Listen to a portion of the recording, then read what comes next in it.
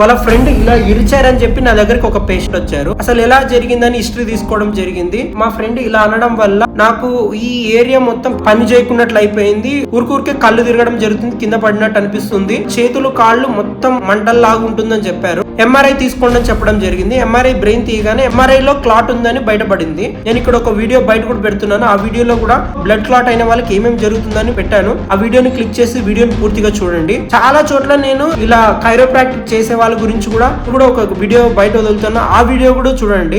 Chiropractic చేయించుకోవడం వల్ల కూడా బ్లడ్ క్లాట్ అయ్యి చాలా మంది పక్షవాతానికి గురైన వాళ్ళు చాలా మంది ఉన్నారు. ఈవిడికి త్వరగా తగ్గడానికి మెయిన్ రీజన్ ఏంటంటే వెంటనే డాక్టర్ రెఫర్ చేసేసి ఆవిడికి మెడికేషన్ స్టార్ట్ చేశారు. వెంటనే రిలీఫ్ అవ్వడం జరిగింది. మళ్ళీ వీక్నెస్ ఉంటే మళ్ళీ నా దగ్గరకు వచ్చి రీహాబ్ కోసం రావడం జరిగింది.